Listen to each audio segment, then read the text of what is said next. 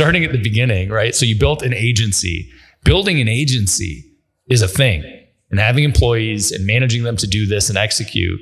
And then that somehow transitioned into, presumably you've got, a film crew that shoots this stuff. And, you said travel with camera, right? And you moved into managing and executing that. What is the, from an entrepreneurial perspective, what is the kind of operational framework? Like, how many people are involved? How do you keep it organized? How do you structure it? How does it work? I started learning how to let go, because it's a really big leap from doing everything yourself to even hiring your first employee that you feel like completely responsible for. It's like buying your first home or your last home. I mean, if you're upsizing and growing, and which we all want to do, we want to grow for most of our lives. It's from the moment you get it, you then worry about, am I going to lose it? Right? Because you're just like, wait, I hope I can keep this. And so same thing with people, it's like that too. It's like, oh my gosh, now not only is my family relying on me to eat, but these other families and all that stuff. So Jack really helped me with that process, which is, I would be remiss if I can't even calculate the value of that. And so as I started getting into filmmaking, I was like, who do I need in my team to make this stack up? Just like I did in music, I would be like, we would make a record at the time, a CD, and we would get distribution, but we were all broke in college. But we'd have to do things to make it stack up next to the Metallica CD in the store. This is even before iTunes. I mean, it came around when a little while after we started doing it.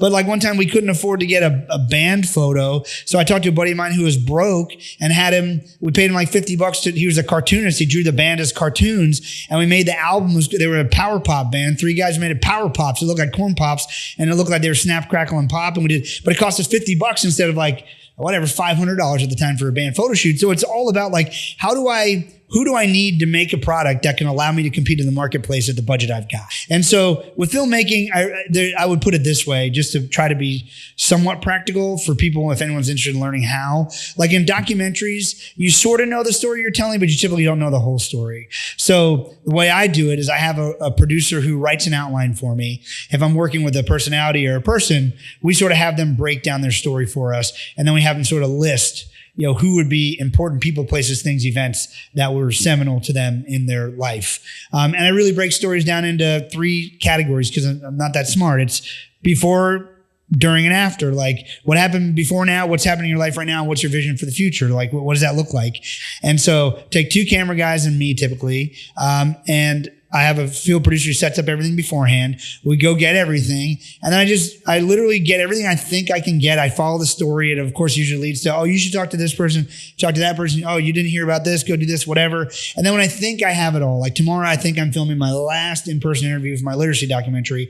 I basically take all the footage and all the drives and slide them over to my main editor and say, you are Michelangelo. This is the block of marble. I know you can only carve the statue that exists in this marble. Go for it. Everyone I work with all along the way is one of the most talented people I've ever met in my life. I use the Jeff Bezos principle I learned out of the Bezos letters by Steve Anderson. Is Jeff Bezos has a principle: never hire someone you don't admire. And that's in every portion of your life, from the person who cleans your office to an assistant to even things that many people would think, I don't think you should, but think are below them. Like, never hire someone you don't admire, like someone who loves to clean or loves to do things you don't love to do. And believe me, they exist. So I only hire people that I admire, and they're really good people. And so it's all about, giving them the leeway to do what they do well. Of course, making sure it aligns with my initial vision, but being not ego driven enough to let go and say, but hey, here's what I think I've got, but I trust you. Show me what I really have, and tell me if you think I really missed something, and I'll try to go pick it up.